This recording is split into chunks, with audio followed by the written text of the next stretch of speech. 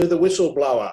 My name is Ian Trent, and joining me is today's outstanding panel of water polo legends. It's cold, it's bleak, we're in the middle of a pandemic, and we're talking water polo.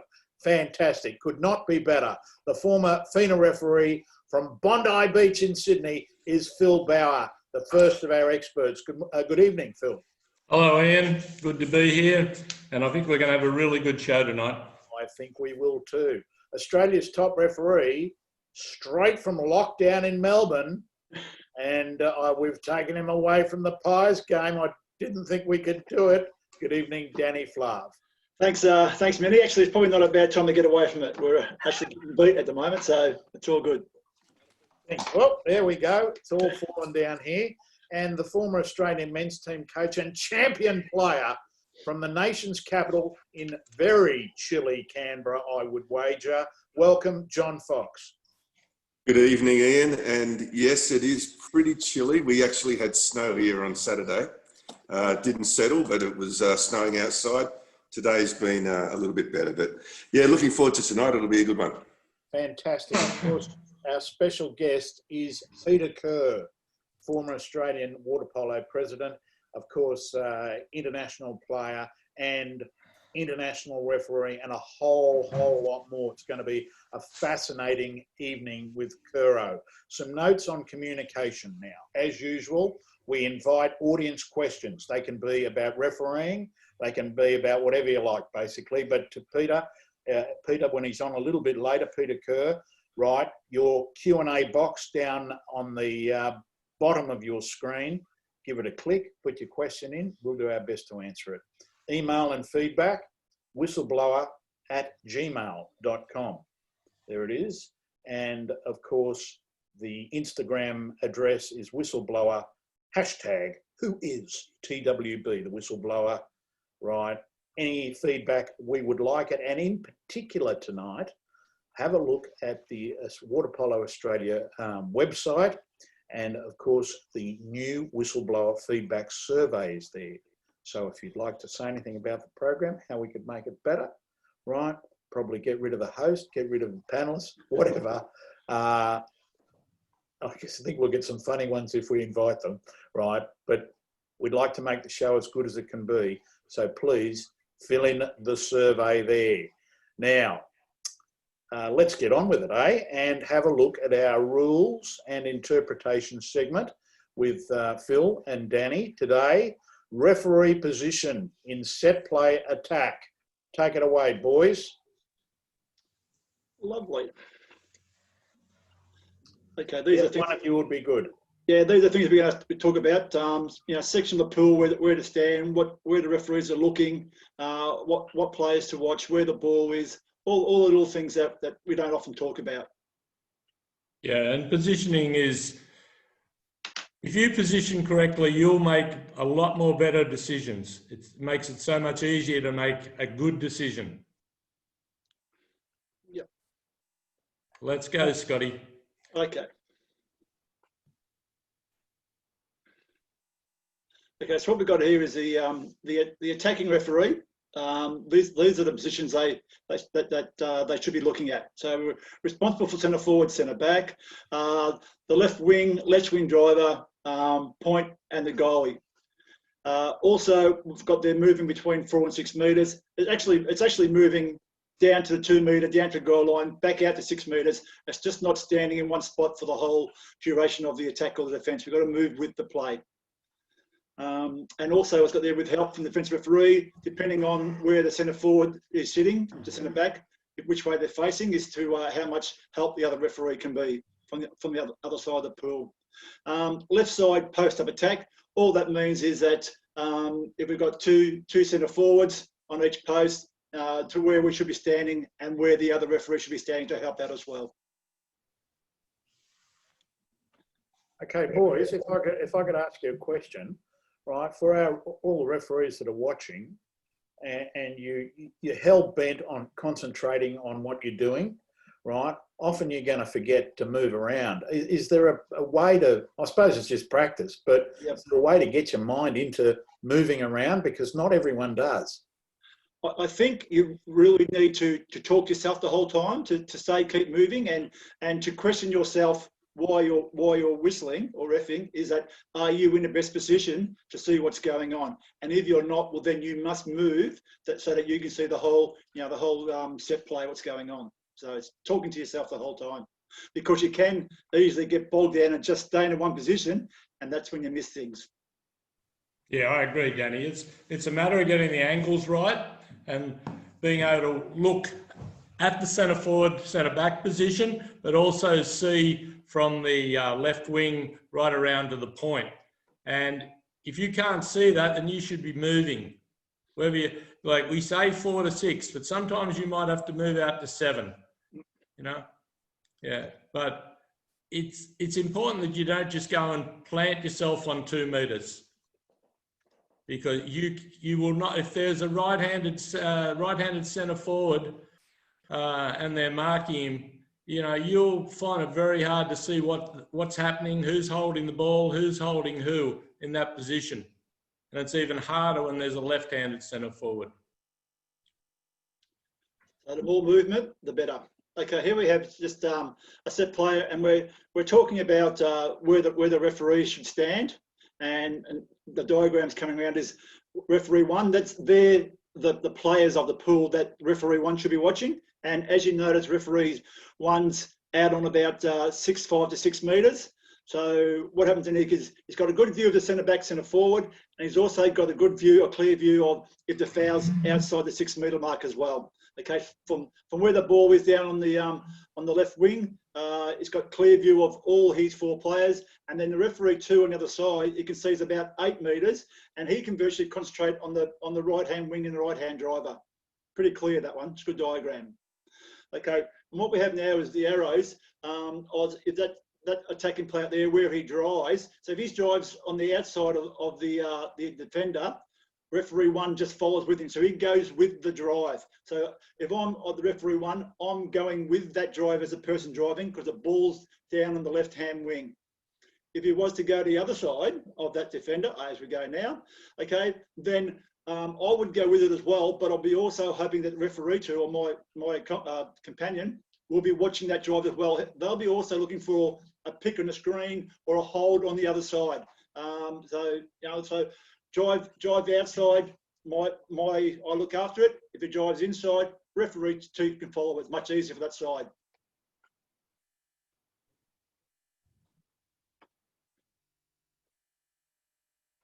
Okay, just different positioning again from where the ball is. Once again, as a referee 1, I'm also back on 5, 6 metres once again, because the ball's out at point. I've got great view from where I'm standing on 6 metres with my provisional vision to see point as well as centre forward, and also the 2 guys on the left hand drive and left hand wing. Once again, the referee on the other side, he looks after the right hand drive and the right hand wing. You can see where the referee 2 is standing. He's nearly on halfway, which is a good position, because he can also see what's going on all in front of him, so all positions. If they do a pick or a screen, or the ball goes on that right hand side, well, then the referee 2 will walk down towards that area, so he then gets a better view of the whole thing as well. Yeah, can I just point out that what we're showing is a guide to the referee. They're not hard and fast rules. It depends on your vision. Danny mentioned peripheral vision. If you've got good peripheral vision, you would have a different position to a person that tends to lock in on a spot. They might walk another metre back up the pool to see everything in front of them. So this is a guide to referees, but you have to decide as a referee where the best position is for your vision and how you see the game. And with the referee, both referees must know the whole time where the ball is, and they can follow that path. So if I'm the attacking referee 1, I'm on 6 metres now, I shouldn't be afraid to walk down to 2 metres, a quick walk down to 2 metres, just to make sure the centre forward is not inside 2 metres. But once I'm down there, had a look, I walk back out again. Okay, if the ball goes into centre forward, well, then I can walk in there with it as well. The more movement we have, the more we can see what's happening all over the pool. Okay, boys, if the referee 2 can spot a foul, at centre back, centre forward, Yep. are they can call that as well?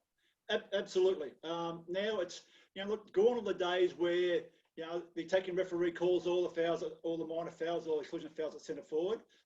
Because nowadays the centre forwards or the attacking players are very smart, and they virtually turn themselves away from the attacking referee so they can't see what's going on. So that's where we need the help of the second referee to call these minor fouls or exclusion fouls at centre forward as well. So there's no, just because I'm the attacking referee, I must call that. The more we work together, the better it is for the referees, the coaches and the players, because we see everything and hopefully we don't miss anything. Yeah, and the positioning of referee too, that if the backcourt referee, for want of a better word, he can look at those two people on the wing and flat and directly towards the centre forward. So if the centre forward turns towards him, he virtually takes over, especially if it's a left-hand centre forward who's working that way. He can take over from the referee one. That's teamwork. It'll come as you referee more and more with a certain ref. And also, Danny, can I ask a question? Great visuals here, and it really gives a referee an idea of where they should be looking. I think the diagram's really good. One of the problems that I see referees having is they get caught ball watching, and in this diagram here, the ball's out the top, and sometimes you can get caught watching the ball, looking for a foul, especially in a press, and they miss the centre forward, centre back situation. Mm-hmm. So what's your advice to avoid that ball watching situation? I think that you've got to have confidence with your fellow referee as well. So you're not thinking, oh, I have to watch the whole pool because they might miss something. So in this situation, the important players are the ones at centre forward, centre back. So your main vision should be watching those where the player's going to be and anticipating the pass is going to go in there. It makes it a lot easier. So I think if it's because they're out on probably 8-9 metres, as the attacking referee, I don't need to look at that, and I should try to teach myself not to watch that, because the main action will be in a centre forward, because that's where the ball's going to be, or a cross pass and then into the centre forward. So, but you're right, Foxy. A lot of referees, or new referees, do watch the ball the whole time, and they miss those little things in centre forward. So, it's once again, it's experience. Yeah, the further out the point is, the more he becomes the backcourt referee, to concentrate on him.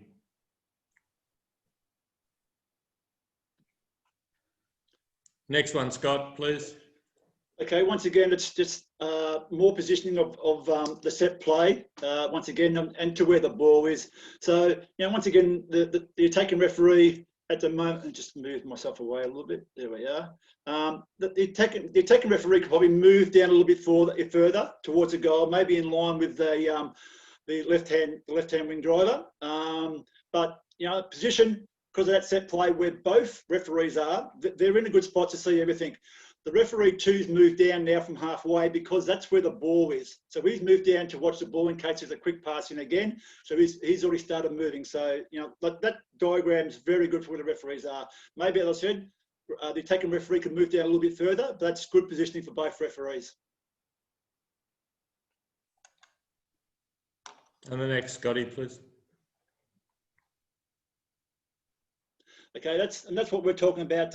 You must have a clear view. So if you can't see what's going on, don't be scared to, as I said, move down to 2 metres where you might have a good view, or move back out to 6 or 7 metres to see what's going on. Okay, once again, nowadays, what I said is always know where the goal line is. So because of the shooting now is so accurate, you've got to make, as a referee, you've got to make yourself the 7th player in the water, and when someone's going to shoot. So when you're anticipating someone shoot, you should already start moving down towards the goal line in case it bounces on the line, because there's so much controversy nowadays that if you're out in 6 metres and it bounces on the goal line, to say whether the goal or not. It's same as playing a foul outside 6 metres when you're on 2 metres. So you must move with the flow of the game. Once it says there, know where 2 metre and 6 metre lines are. Perfect things to do. And earlier we spoke about knowing where the ball's coming from. That's a really big thing for a referee, because you've got to anticipate where the pass is going to go. Once again, I said, if you make yourself the difference player in the water and you're feeling the game a lot more, you'll know where to stand and where to follow. And I think knowing where the ball is, all the time is a good way to get a great positioning on the play. Yeah, it's also really important to know where the 6 metre line is, and it's really important for both referees, if there's a foul outside the 6 metre, to signal that by putting your hand up that it's outside the 6. So every player knows. It's no good just one referee putting the hand up. Yeah, absolutely. Both referees must have their hand up so all the players can see you and know that a shot might be coming. And it's one of those things that if you don't have your hand up and the player shoots and scores a goal and they are outside 6 metres, as a referee, what do? Well, you can't call it a goal because you didn't have your hand up, so all the players know what's going on. The defenders might say, oh, hang on, that referee didn't have his hand up, so he's not outside 6 metres, so they don't defend it. So, that's why both referees, as Phil just stated, must have their hand up to signal it's a foul outside 6 metres. Yeah, and I think it's a really good thing to have your hand up even when the foul's on 8 metres. Don't just take it for granted that the players know it's on 8 metres, because there'll be a foul just outside 6, and if you forget to put your hand up, as Danny said, can you allow the goal? So I would, from 10 metres in, I'd be putting my hand up just to get into the game. There's a foul outside, I put my hand up, the other referee follows my lead. It's a great habit. Become automatic. Yeah, great habit to get into.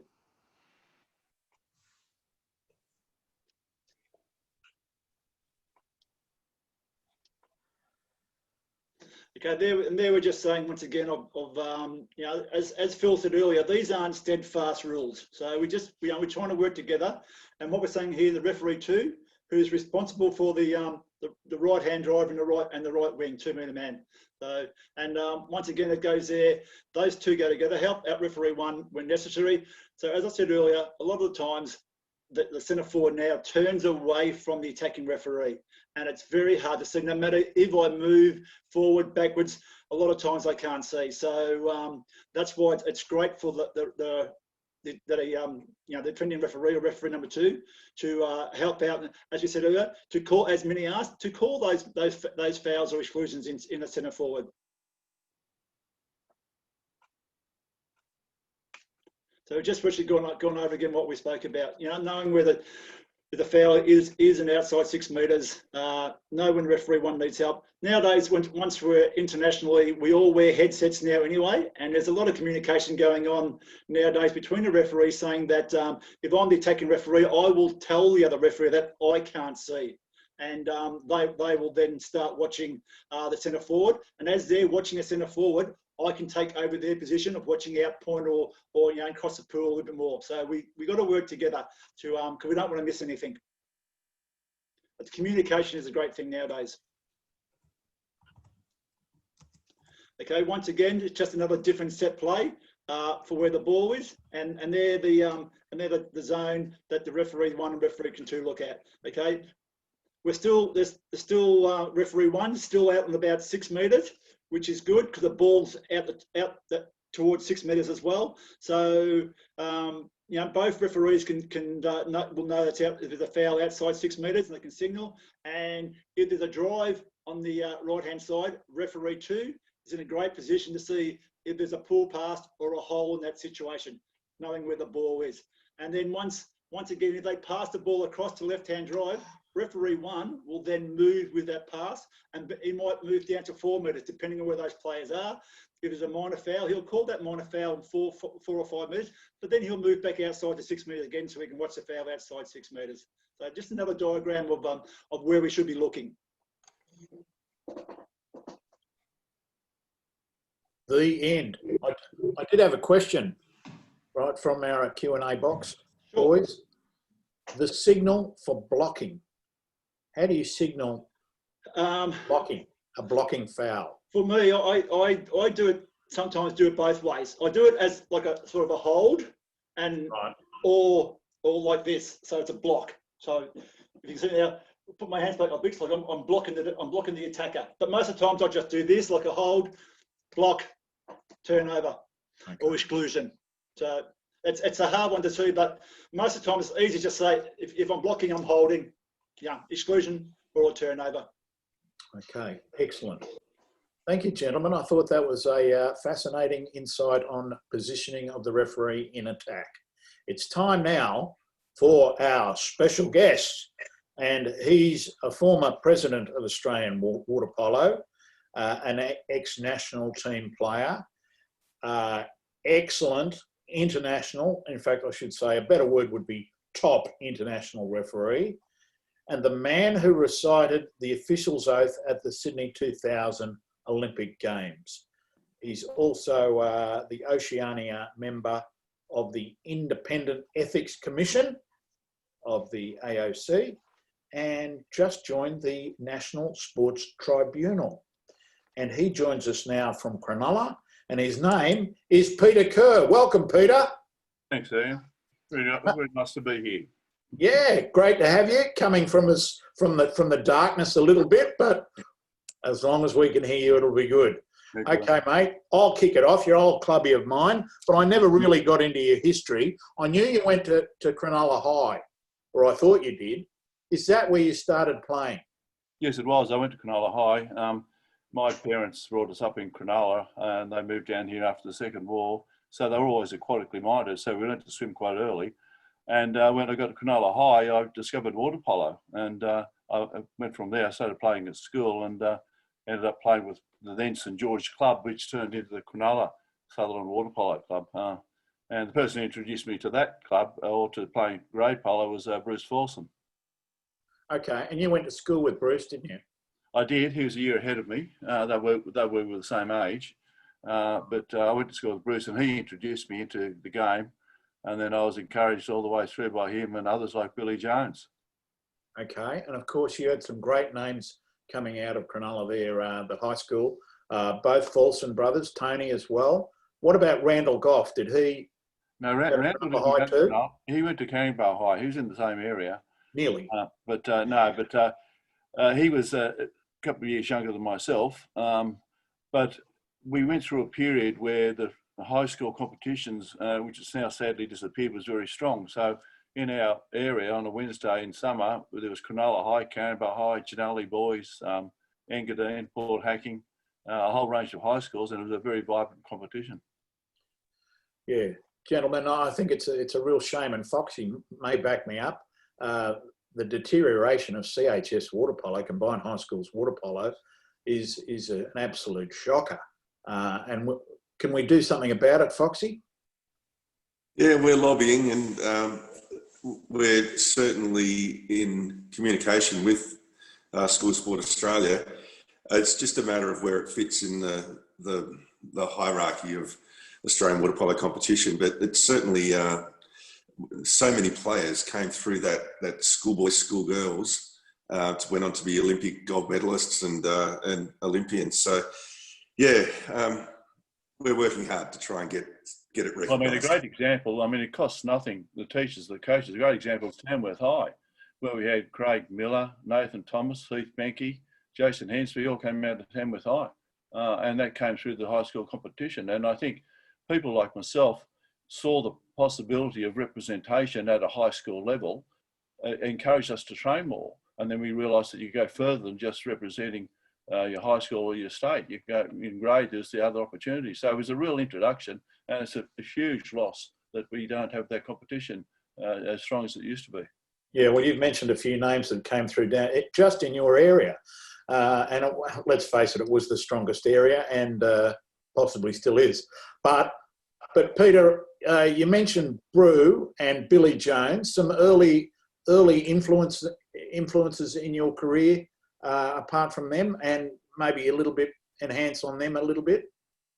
Certainly Bruce and Billy Jones were part of the whole thing. Also, one of the older guys, Ron Mandelson from the Cronulla Club, he was a very enthusiastic coach and a very good coach.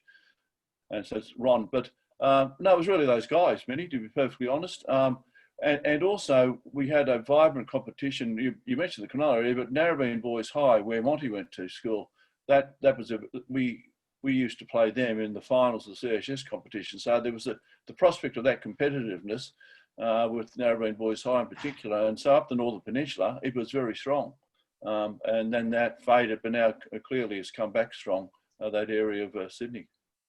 So, Peter, you not only played for Cronulla as a junior, but I think at 17 or 18, you were coach of the L1 St George team, which won the Sydney Premiership.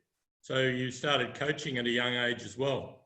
But you can fill in that. But then you moved to universities, Pete. Why?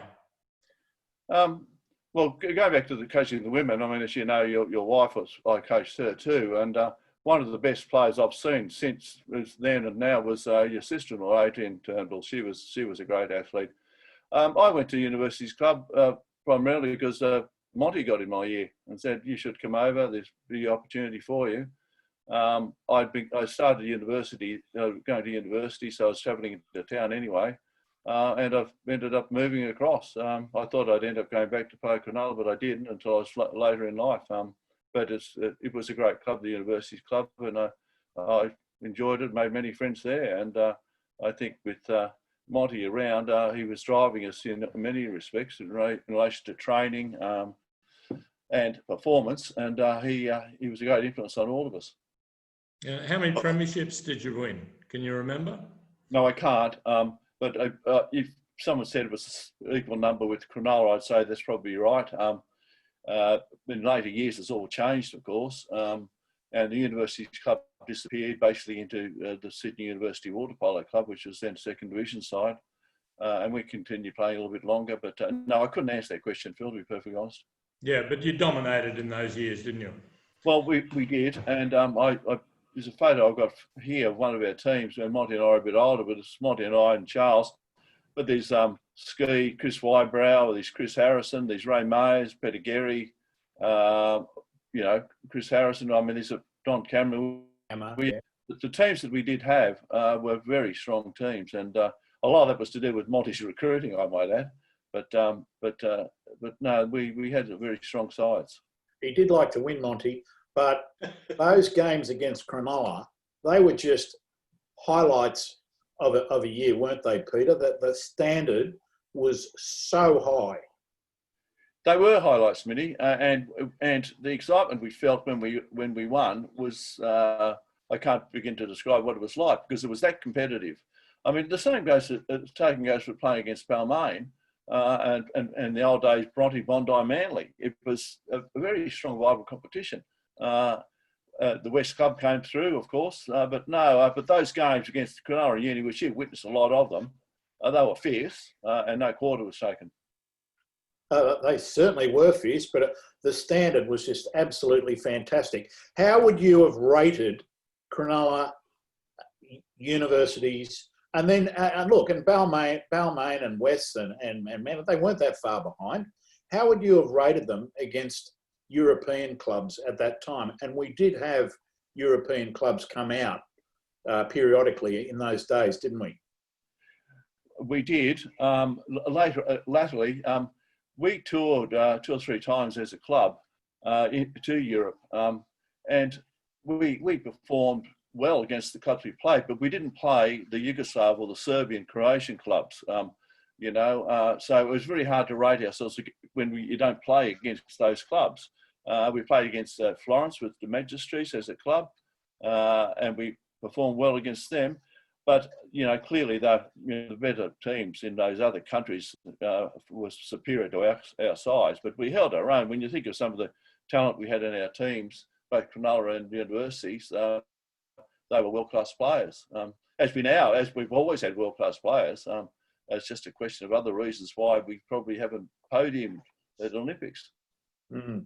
Peter, you mentioned clubs that no longer exist. Do you think that's a problem for New South Wales water polo on the first grade comp in Sydney, that there's no longer a Bondi, there's no longer a Bronte, there's no longer a Parramatta as a first division team? I think when I played in your era, there were 10 or 12 first grade clubs playing. There was, and every Wednesday night there'd be 3 or 4 grades of water polo home and away. And it was an interesting night and an interesting competition. The problem, as you know, Phil, is lack of pool space, and you just can't get the pools. So if we still had a Bondi and Bronte and Parramatta playing, it'd be fabulous, but no one can get the pool space to train and bring themselves up to speed. And of course, the National League goes right over the top of the club scene anyway. And the National League has been, I think, fantastic for us. Don't get me wrong about that. I think the National League has really given exposure to so many more players that we would not have otherwise have had with the old state series, interstate series.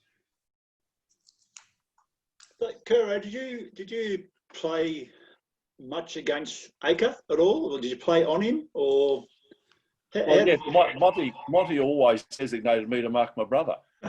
And how was that, mate? Did you enjoy that?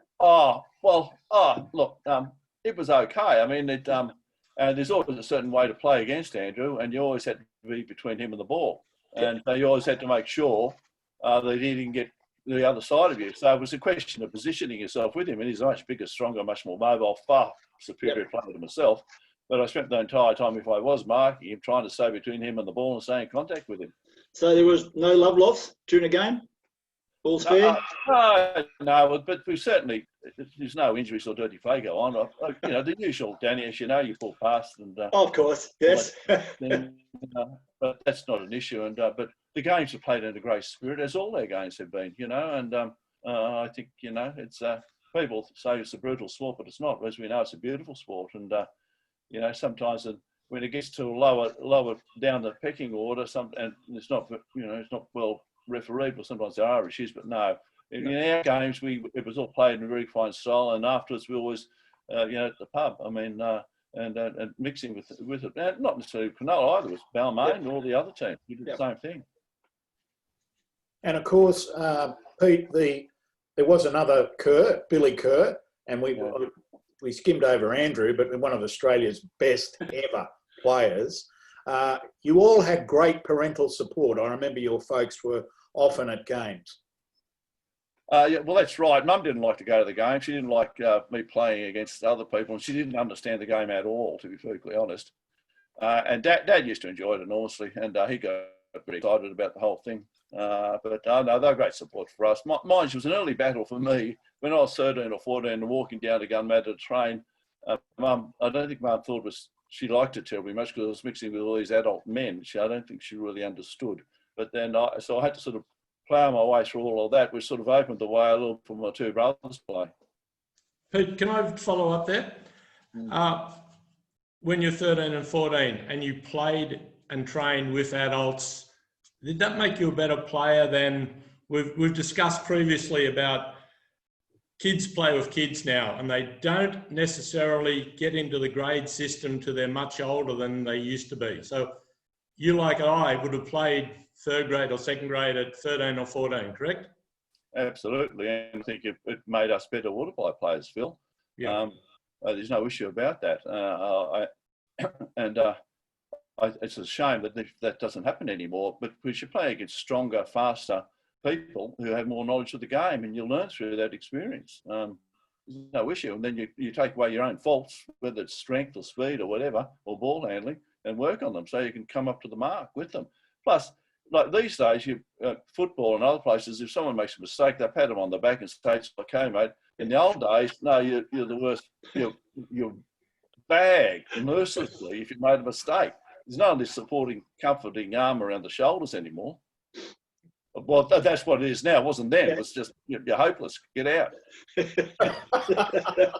Oh, shame on you. You'd get that, hey, Peter, right now, you'd be getting the red one.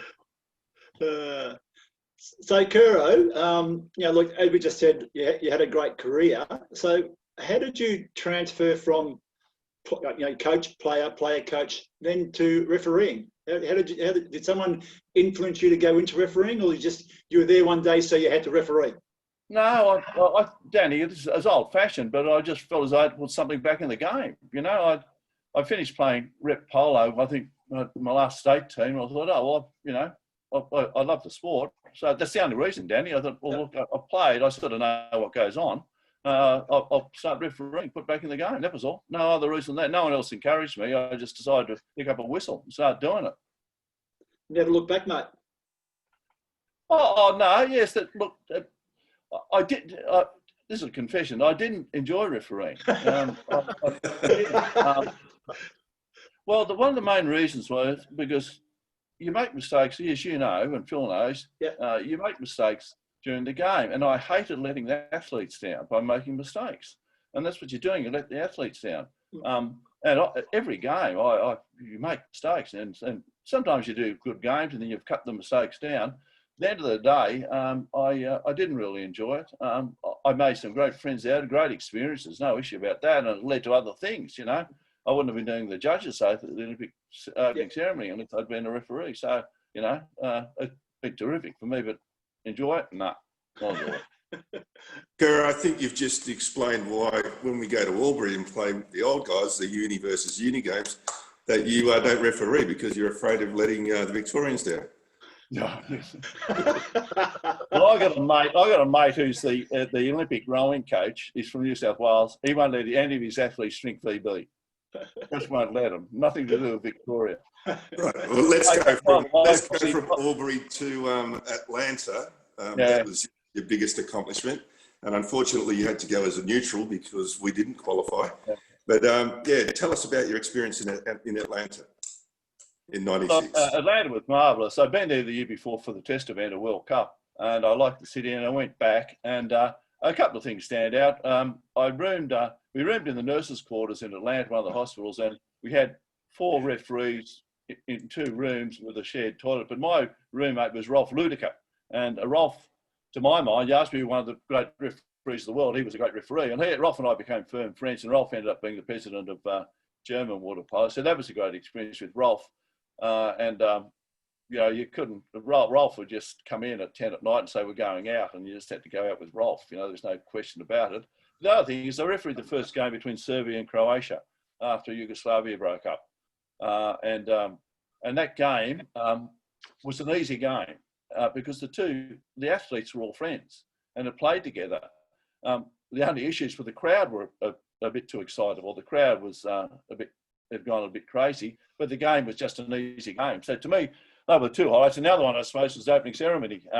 And because we're all referees, they plonked us all amongst all the prime ministers and presidents who were there. So we were sitting next to, the president of Nigeria, and Bill Clinton came across. And then that magical moment happened when Muhammad Ali appeared and lit the flame. And so that opening ceremony was memorable to me. It was great. Pete, how many neutral referees went to Atlanta? I can't recall. The number 4 comes into my mind. Yeah. So you're underplaying it a little bit. You were one of the 4 neutral referees, and to be a neutral referee at a major tournament is a great accomplishment, really, isn't it? To be selected. Look, it is, Phil, but I've also had John Whitehouse sort of around too, and John was the great encourager for me, and he was around, and Whitey helped me through all of that. But yes, look, I appreciated it, and I felt as though in my refereeing, I never took sides. I tried to be. Well, I was as fair as I could possibly be, albeit making mistakes all over the place. But I think I was accepted on that basis as well. So, take you back a little bit. 1986, you referee the final of World Championships in Madrid? No, I didn't. Oh, semi-final? No, I didn't. In Madrid, I didn't referee at all. Oh, I thought I saw you refereeing. Madrid. No, you might have a bit of memory of the mood. I can't recall refereeing. I was manager. I think you were manager for our team, yeah. I was the manager of the team, which was an interesting trip because we had about 30 in our group travelling around Europe, and Foxy could tell you how interesting that was, including a couple of babies. So we had, 8 or 9 weeks away. No, Phil, I didn't referee at that event. I was the manager of that team. I think you should check your records, Peter, because I'm sure when the team arrived, you became a referee. Because I was there with you. I was the women's referee. You were the men's referee. No, Ian Trent, can you remember that? Look, I can remember the Madrid experience pretty well, but I cannot remember the referees apart from the bad ones that we used to get. So Kerr, I can't remember. But No, you can look it up, Kerr. oh, well, I'll look it up. I can't recall that, but yeah, no, I can't I recall. seem to remember you, Phil, though, and it would have been good if you could have refereed us, but it didn't happen. Never mind. So what, Kerr, what other great games, like back in those days when it was really full on heavy, strong water polo? That's not now, but what game sort of stands out? I know you spoke about the Croatia-Serbia. Is there any other games that sort of stood out in your mind or in your memory now that were great games to do? Yeah, well, I think, Danny, I refereed the semi-final, I think Croatia-Hungary at Sydney in the main pool. So we had 17,000 people in that pool, and I refereed that game. And I think I refereed with Rolf Ludiker, and Rolf's a very calming person to referee with. You know, you get a variety of people who you referee with. Some you like refereeing with, some you don't. But Rolf, I really enjoyed refereeing with him. He's very calm, he's deliberate, and he settles you down. And I thought he was terrific, and I thought that was quite a good game by both of us. So that really stands out because of the huge crowd and the pressure and all of that. And so I actually sort of enjoyed that game, to be perfectly honest. But yes, that stands out, Danny. There's nothing other in particular. Some of my worst games, one of my worst games was actually in Atlanta, the World Cup. I refereed the final in that, and I thought I was hopeless. But no, that the one in Sydney really stands out for me. That's good. Very good. Yes. Okay. Now, let's go on. Your refereeing was fantastic, Peter, even though you might have thought that I was a cranky coach. I used to enjoy it when you refereed us. I don't think you refereed long enough. I was going to ask you the difference between international refereeing and domestic refereeing. I can understand you're not enjoying domestic refereeing particularly, but the international refereeing, I mean, I suppose that's what you're there for, isn't it? It's a world of difference, absolute world of difference. You've got the pressures of the coaches so close to you. You've got the crowds, which are generally against you, and you've got athletes who are really putting it on you, putting you on your character, and testing you right out, see what they can get away with. So it's a world of difference, and that's why I think some referees are successful domestically, but don't necessarily transfer into an international area very well. That's just an unfortunate thing, but it's also unfortunate we're all the way out here and they don't get any practice against international teams except if they come out here. But then we've got a partisan crowd on your side. So, Kerr, do you think that that Australian referees are underrated and European referees are overrated? I think without a doubt we're underrated. I'd rate John Whitehouse as one of the best world referees. I rate you right up there, Danny. I've told you that in the past. Yeah. I rate you right up there. I mean, Phil. You go through a whole bunch of them. Our referees are as good as any. Christina, I think they're all the ones who have done more than just their share of touring. They really rate, and it's as good as the rest. I think that they get so many. The problem with the European referee, well, not the problem. They get so many opportunities to referee over there, and so that they have a lot of practice. If you ask me who the outstanding referees I've ever seen in my life, there are a few. Mr. Asensio, of course, in Spain, he was outstanding. Rolf Ludiker, and there's a referee, Boris Mogita, who I thought was a really fine referee. And how I define that too is how they conduct themselves in a neutral sense. That you can, it's patently obvious that they're there to enforce the rules correctly. And so those guys, I put them in that category. And that's why, John Whitehouse, he refereed a gold medal in Seoul. And, he was there for the very reason that he's completely neutral. He knows the rules and he applies them properly. And that's why you, Danny, are getting good games yourself. Mind you, these days, I like to have nice, fit young people on the sideline for the TV cameras. They didn't enjoy me or Whitey too much. And I don't think children might make it on the international stage either. So, Kerr, you just briefly spoke about knowing the rules. Now, the rules have changed from when you were reffing back at international they are now. Do you think they've changed for the better? The game's going that way?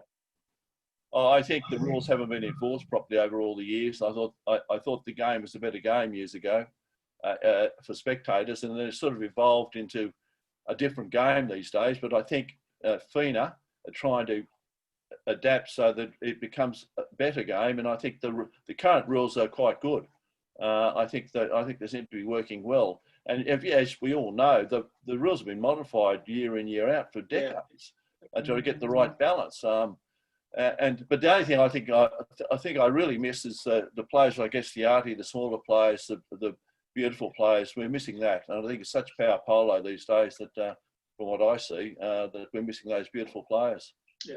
So do you think we're sort of going back in the right direction now with the new TWPC? Sort of, you know, like trying to get it back to that driving water polo, not the big, heavy, hold, wrestle game? I think it's the correct way they're doing it, and I think the WPC are doing the right thing. I think it's the correct way to go these days. I haven't seen much polo, as you know, Danny. I do. The Doping Panel will get to go to all the World Championships. So that's the only polo I see these days. But no, I think it's good what's happening with them at the moment, TWPC, and I think FINA are keeping us in the Olympics too. You know, it's we've got to have a product which is suitable to the Olympics, and being part of the FINA family is really outstanding for us. I think also, Peter, the TWPC have to be commended on their inviting coaches and players to be part of that committee, that rules making, and they're getting feedback as to how we can best improve the game. And it's not just left to the referees or the officials to make those decisions. They're actually consulting with federations, with people that do influence the game, particularly coaches, and they're asking, what can we do to make the game better? I think you're right on the money, Foxy. That's exactly right. And what I've omitted to say is that I always listen to what coaches said to me after games or over a beer or whatever. You listen to the coaches; they're the experts, and the players too. You know, you've got to keep an open. As a referee, you've got to be a sponge, absorbing as much as you can from the people who really know. The people who know are the good players and the coaches. And that's not to say you can't be a good referee and not play the game. I'd rate Ross Coggan as a good referee. Ross can't swim, he'll tell you that. You know? But Coggo has been, I thought, a very good referee, and he's certainly been very good for water polo over the years with his role out at Sydney Olympic Park. Now, Peter, you mentioned reciting not the athletes' ode, but the referees or the officials' ode at the Sydney Olympics. Gee whiz, that must have been a very nerve-wracking period of time. Look, it was and it wasn't. It was an utter shock. I hadn't realised there was such a thing until John Coates rang me, and then they sent me over a contract. I had to sign a contract. But on the day, it was a fantastic day because I went out there early in the afternoon, and I was put in the corporate box with all the older athletes and their families who carried in the Olympic flag. So I spent the day there and watched the opening ceremony there. And then I had my bit. You know, you alluded to something in one of your questions. I mean, when I made my judgment, say Rochelle Hawkes, she was the athlete. She did the athlete's oath. She had the oath in writing in front of her, which I didn't. But I've been joking all week. The last line of the judge's oath is playing the true spirit of sportsmanship. And I'd been telling everybody during the week I was going to end up saying the true spirit of sponsorship. I suddenly realised up there that I might say that. And then I had to pause and regather my thoughts and then make sure I said in the true spirit of sportsmanship and not sponsorship. I would have been a pariah if I let that slip, which was a distinct possibility that night. Pete, how did you keep it so quiet? Like no one knew. We were staying in the same residence, and none of the referees knew you were going to do it. And when you walked out, everyone was shocked. You know, we were all thinking, who's going to do it? Yeah, I don't know. I mean, it wasn't it's supposed to be kept a secret or anything. I just, well, look, I'm doing it. Oh, terrific. Let's see what happens, you know. And, you know, I was very lucky that I was chosen to do it. And, you know, Mr. Asensio, of course, did it in 1992 in Barcelona. And so the FINA family were very happy about Mr. Asensio, and the FINA family were happy about me doing it because we've come from that family. And I think, whether you execute the oath well or not, it's the honour of doing it and the sport you come from, which gets a bit of honour out of it, I guess. So how much practice did you have to go through? Sorry, Minnie? How much practice did you do before the event? Oh, I recited it a few times and memorised it. I should have, in hindsight, have held a piece of paper with the whole oath on it. But anyway, that's where it went. And after I did that, I went down onto the deck there, and I was right at the front of the athletes when Kathy Freeman lit the flame, and so that was a memorable time. I might add about the Olympics, which hasn't really come out, is that, as you know, John Coates was challenged for his position a couple of years ago. Well, the year 2000 was the year of the woman, and if you'll recall, only older women athletes ran the torch in, and then a young Indigenous woman lit the flame, and that was all down to John Coates. And I think that not enough has been said about that, and that's 20 years ago. You know, he was ahead of his time in many ways, I think, John. And I think the women were instrumental in getting themselves into the games, no issue. You know, Pat Jones, Leanne Barnes, the whole box and dice of them, but they wouldn't have done it without Coates' support, and he provided the support that was necessary.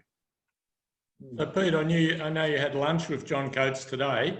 Yeah. Have you got any secrets to tell us? Tokyo happening? I asked John the very question, and he said, we're planning on the Olympics, COVID or no COVID. They're going ahead. So that's his, as far as the International Olympic Committee is concerned, and he's the chair of the Coordination Commission.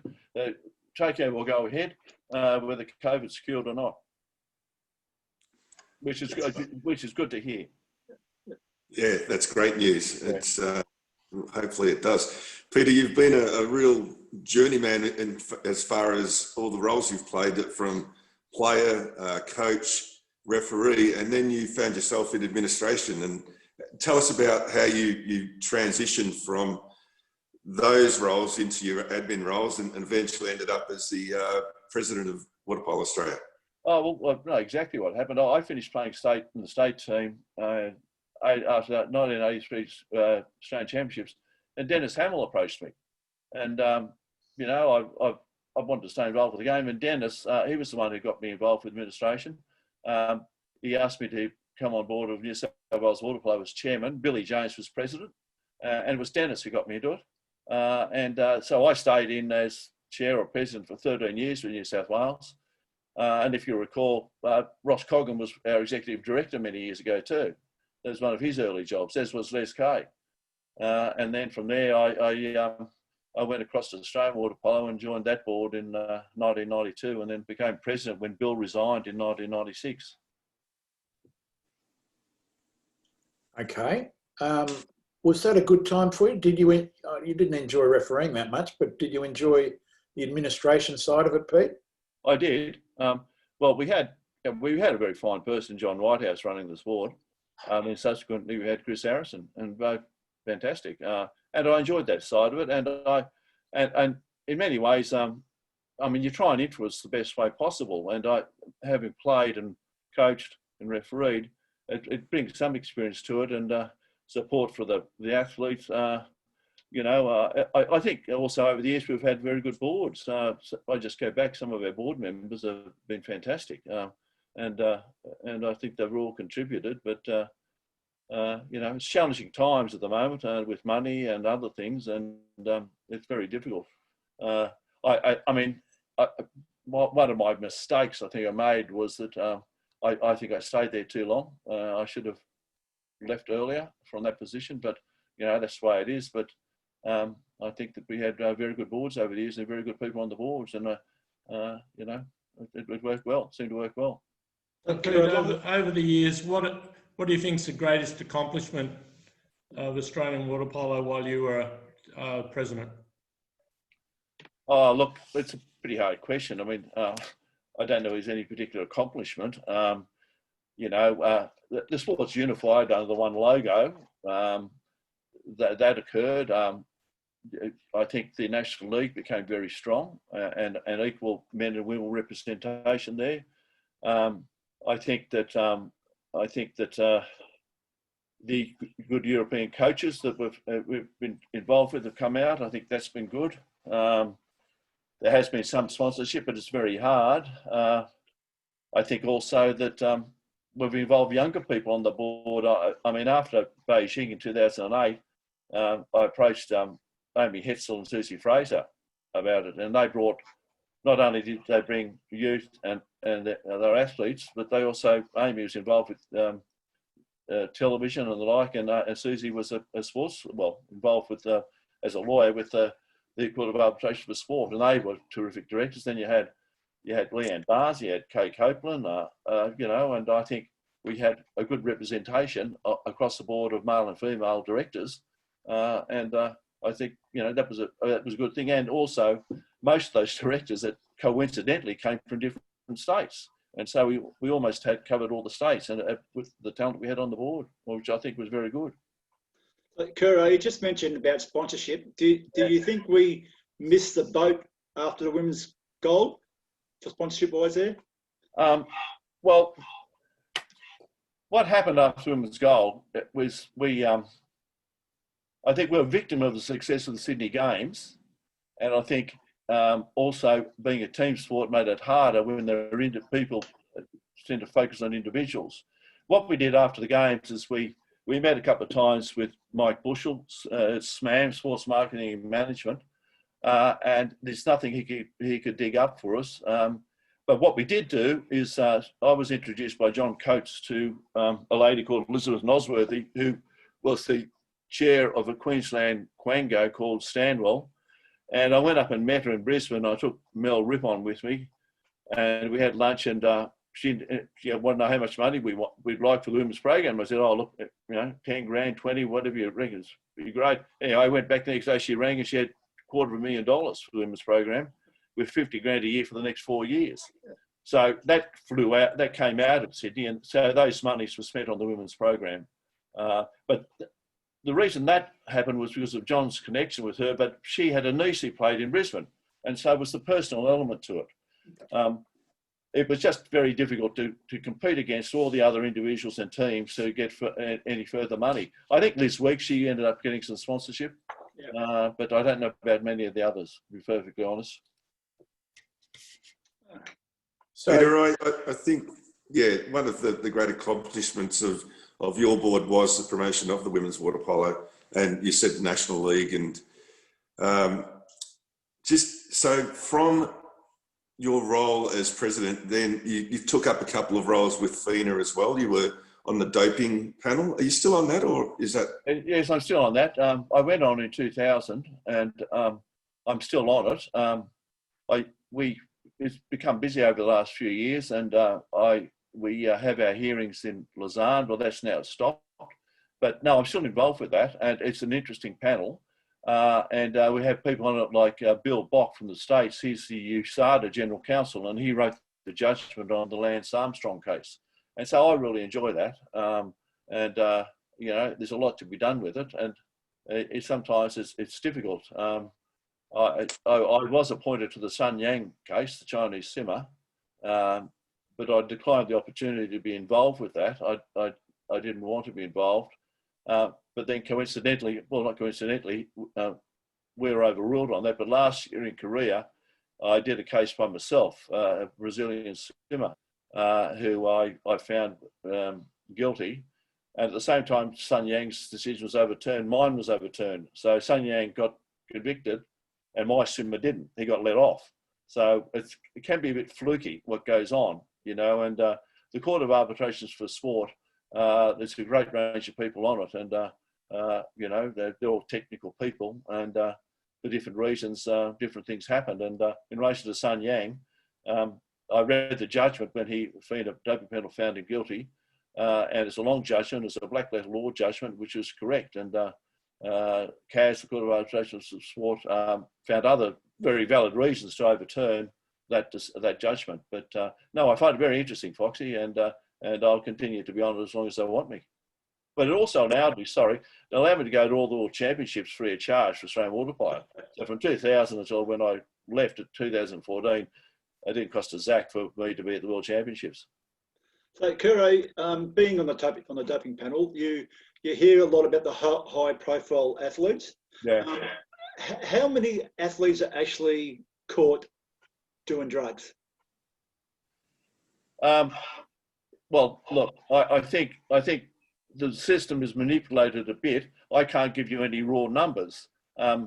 Each year we do, I will probably do, say, 5 cases out of the aquatic world. Rarely water polo, water polo. Generally, it's swimmers. So there has been a synchronised swimmer and there's been a diver. But I think that with so much money and exposure that there is to be made, I think it's still out there big time. And I think that the athletes who aren't straight up and down, they're learning and they're trying to get ahead of the system and keep getting ahead of the system. And I'm afraid in this COVID period, I don't know what's happening because we can't meet. This testing's not done. I think that it's going to be very, very tricky next year. One of the cases we did last year was for the South African swimmer, and we gave him a year, a Roland Schuurman, and he was hoping to go to the Olympics this year. It would have been his 5th Olympics anyway. He got 12 months from us, but that 12 months is up, so he might still make it over. Yeah, so that's interesting. I'll be interested to see how that's dealt with. It's going down the track. Yeah, it's an interesting because Sorry, I was just the out of competition testing not being able to do it can really open up a can of worms for next year. I think it's absolutely correct. It's going to be a big deal. I think that I don't know how they can. I think FINA's got to put money into it and really ramp up all the testing of their own volition. But yes, you're right, Fox. Yes, I think it's going to be big deal. So are the Russians competing as a nation at that point? They've been barred, haven't they? I can't answer that, Mitty. I thought that. I think that at the moment, and there's an appeal to WADA on that in relation to that, I think. Okay. Not that I was saying that they were involved in that, but... No. And Kerr, you've got a few other roles now that you've informed us about. Yeah. Can you run through those? The Oceania member of the Independent Ethics Committee? Yeah, well, it's the Oceania member of the Independent Ethics Committee of ANOC. ANOC's the Association of National Olympic Committees. And so I was appointed that a couple of years ago, and we've had a few meetings, and it's an interesting group on it. We haven't had any meaty cases to talk of, but it would be, for example, the old Salt Lake City case with the IOC. That's the sort of case that'd be sent to us these days, but we haven't had any of that sent to us. And the other role, I was appointed this year to the National Sports Tribunal. Now, the National Sports Tribunal, and John Bolton's been appointed the CEO of that. John, as you know, was the former director of the boss of AIS. So the National Sports Tribunal is all sports in the country, including the professional sports, have got to sign up. The federal government wants all the sports to sign up, and we'll deal with any ethical, disciplinary, doping matter in relation to all sport. The issue with that is that they don't have to sign up, but the government's putting a lot of pressure on for them to sign up, and I can't, be perfectly frank, see the professional code signing up to it. On this tribunal, there's 43 of us, and they're not all lawyers either. So we're spread around the states, and so I haven't had a case, though John Bolton tells me that I've got a couple coming along. But also, Water Polo Australia's lawyer, Darren Kane, he was appointed to that tribunal as well. It must be nice to finish up with Australian water polo and then be in demand for all these other roles. Not exactly well paid, Mitty. I don't mind doing it. But no, I enjoy it. I mean, look, you stay a bit relevant. That's the whole point, is you're staying a bit relevant, you know, and you're seeing what's going on. I love sport, you know. Whatever code, like my experience at Cronulla Sharks Rugby League Club, that was an interesting experience to me. All sport, professional, otherwise, I love it, you know. There's no issue about that. Pete, can I just ask you to talk through a couple of names, and they're involved in Australian water polo. Harry Quitner especially, but to a lesser degree Peter Montgomery, because I'd like to get Peter Montgomery on the show. So could you just talk through what they did for Australian water polo and maybe what they did for you? Well, both clearly close friends, particularly Monty. Monty and I first tussled against each other when we were 16, 17 playing water polo. And you know, we've become very close friends. Harry quit, again to Harry. Harry is, I think, exactly what Australian water polo needed for a number of years. He was the inaugural president, very balanced, though he did favour Victoria a little bit too much for my liking. But he's a fantastic guy. He put his money out, he toured with the teams, he paid for players, and he was just a great thing for Australian water polo, and a sadly missed character. And Monty's the same. Monty's put out big time for us. I mean, he was on the TWPC. He's been involved with the Australian Olympic Committee, the IOC, and he has the whole time the forefront of his brain water polo, and supporting us and doing what's necessary for water polo. So he goes out on a limb for us. He puts his money where his mouth is for us, and I mean, he keeps us together in many ways. Foxy, as you know, he has his Bonneville golf event and other things. But we go back many years, and Monty was a very good referee, a very good coach, a very good player. You know, what more can you say? The other person I mentioned, of course, is Tom Hode. I mean, Tom has done an immense amount of good for Australian water polo. I mean, sometimes Tom and I didn't necessarily agree about a bunch of stuff, but that was okay. His heart was, you know, I knew where his heart was, and he has been a great influence for Australian water polo, particularly, you know, and later years with these junior programs and the like. Oh no, Tom's right up there with all of them. Yeah, there's a long list of names there, Kerr, and I've been fortunate to be involved with a lot of those as managers and officials. And I think one that stood out with all of those as well was Charlie Turner. He certainly had a lot to do with, well, he had Harry as a manager at one stage, and Tom was certainly working with Charlie. So yeah, it's a great list of names that you've mentioned there. Well, on to Charles. Apart from his ability as a player, Charles, people probably don't understand his role as the CEO of New South Wales Institute of Sport. The support he gave to our sport and the influence he had amongst the different academies and institutes around the country was immense. And so, I mean, we relocated from Hobart to Sydney. That wasn't easy, and it was difficult. And John Whitehouse was down there, but I think that move was successful. And really, with Charles's support and sponsorship, we maintained an office there since then. And I think we continue to maintain an office there with the support that goes with it. But certainly, Charles, he is behind the scenes as important as all those other people that you mentioned. He's now retired, of course, but up until that period of time. And then you take in his coaching, you know, he was a great coach. No, Charles, he's been part of the whole thing too. No issue. And he would have been great to play with. He would have been a great teammate. Plan A, Plan B, Plan C. Give it to Charlie. Yeah, he was, but we played well together, and you knew exactly. We knew what Charlie was going to do when he was going to do it. You know, that was playing with him so often. You knew when to give him the ball, and if you didn't give him the ball when he wanted it, well, you know, it wasn't a pat on the shoulder. Let's say okay. So we learnt to play around Charles because he's such a dynamic, great athlete. As simple as that, you know, and he was at a world scale too. No issue. Okay. Mind you, we have great athletes now.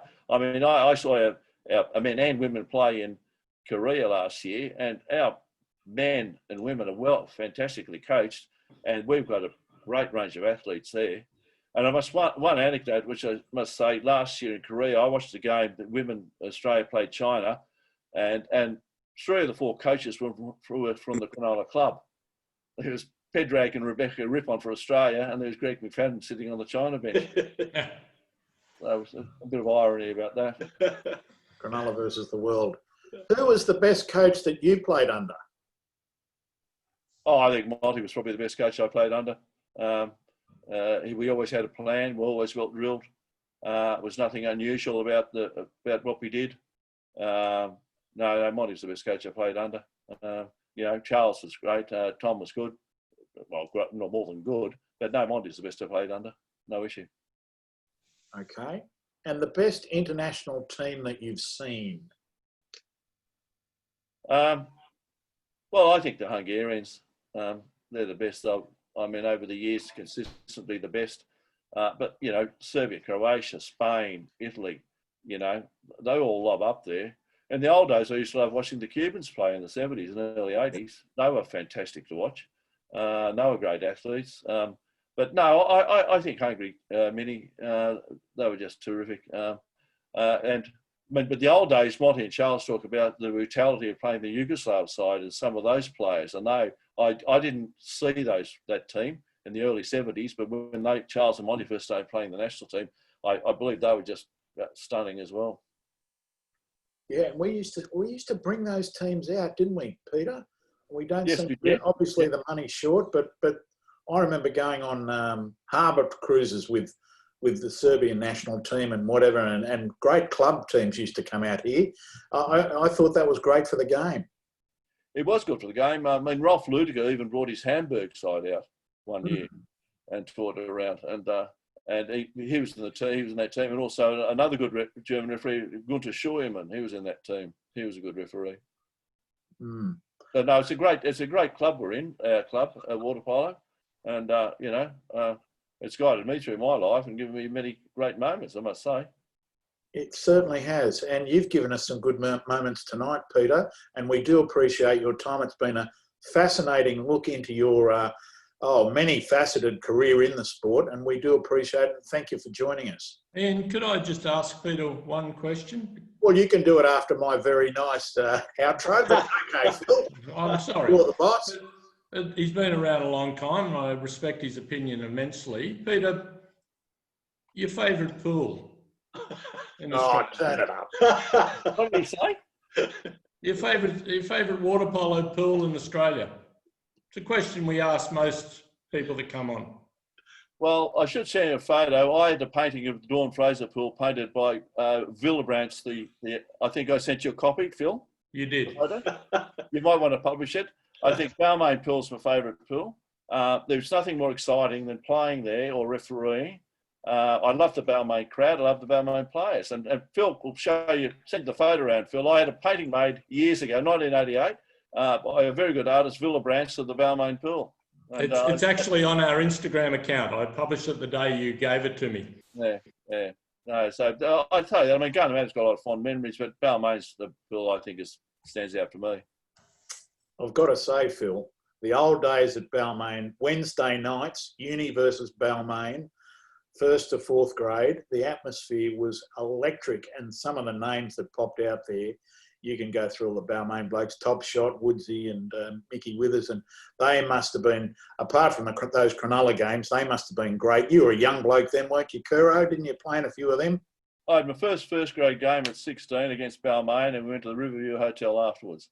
You know, it's just a great, I mean, it's a great club. I mean, I just think it's a great club. And, you know, there's a lot of abusive moments on both ways there, but I loved all that, you know, and they respected your ability or your inability and treated you with great respect, you know, and, I even to this day, you see people around like Eric Fitzgerald, who was a tough, hard, good player, and they're just good guys out of the pool, tough in the water, but good out of the pool. And the same with the crowds when you refereed there, Peter. Well, the only time I've ever sent anybody out of the pool was the then Victorian president down in Victoria. And that's the only time. But the crowds were so close. That's the way it was, Phil. And that's why refereeing, you just try to do the right thing. And if you do the right thing and you referee as best you can, and with a little bit of talent, the crowd will appreciate it. They might abuse you, but they know that you're fair square. And I think that's what, you know, that crowd always knew that, even though they might have heaped abuse on you. I think they always knew that about you know, the referees. So obviously, Kerr, you had no beer cans rolled down on you from upstairs at Balmain? No, I didn't. But my old friend Peter Waterman years ago, I think he might have had something to do with some of the abuse of some people. Waltz had a good mouth on him, but I do recall Robert Langford. I don't remember if you guys remember him. He pushed the referee in the pool at Balmain, and Robert, who I occasionally see around Barrow Way, he's still around. Yes, he got banned for life. Wasn't Bob Trainer, he would have emptied the pool. I don't think it was Bob. I think it was another referee. I think it was Goddard. Who? Goddard? Yeah, no, it wasn't. There was another one, Cliff or something. I can't remember, Phil. Is it nice? Robbie Vardas? They wouldn't have enjoyed him, the Balmain crowd. Can I just say what you guys are doing is fantastic. It's really well done, professional, and I applaud what you're doing. Terrific. Well, thank you, Peter. Any more questions before I tail off? I've got one last Go question. ahead. Mine. So, Kerr, you speak a lot about coaching. Does he like water polo by chance, or just because you know him so well? No, well, his firstborn son, he was due when we were playing Spain, the Sydney University pool. And he said he's going to name his firstborn as the son after the first goal scorer. And so his firstborn is Chris, after Chris Wybrow, not Manuel, after Manuel Estiati. So he's been going to, and that's his story. He'll stick by it through thick and thin, but he loves our sport. He loves all sports. See, one of the things about John is that he is there for the athletes, and he always has been. And he's been a great supporter of all athletes, no matter what sport. He enjoys our sport. He's come from the sport of rowing, which is another great sport. But no, he's there for the athlete. And I think that the brouhaha with the Sports Commission over the last few years has been primarily about supporting the athlete and supporting the fund that they've grown, the ASC's grown from the initial funding in 2000. They've distributed something like 60 million, and now it's built up to 150 million out of a starting pool of 90 million. But no, he likes our sport. He likes all the sport. He gets around. He's a good guy. Thanks. All right, gentlemen, I think that just about does it. Peter, don't forget, you get well paid for coming on this show, mate. You get a Delphina mask. And I wore mine to Bunnings today. Phil and Tyler Martin there's making a really, really good product, and you're getting one. What's he getting, Phil? He's actually already got it. He's got a koala bear. Yes. Very And nice. he published too. I sent a picture. Yes, and that's on our Instagram account as well. Oh, good. Excellent. Well, Peter, thanks once again. Okay, Benny, it's been great. Thanks very much, fellas. Appreciate it. Been fantastic. Yeah. Don't forget, I've been told, we cannot forget that we've got the survey to do, the whistleblower survey, and that appears on the Water Polo Australia website. So the search pretty clear. Just click on it, answer the questions. That'd be absolutely fantastic. We'll be back on Monday, September 7. Not sure about the guest, but I can tell you that our standard has been very high, and it continued tonight with Peter Kerr, and we will have somebody very special on the 7th of September. Phil, Danny, John, once again, Peter, thanks, boys, for joining us. Pleasure. Once again. Great night. Thank you. Thanks, Peter. Been excellent. Don't forget, once again, the 7th of September for the Whistleblower. We'll see you then. Take care.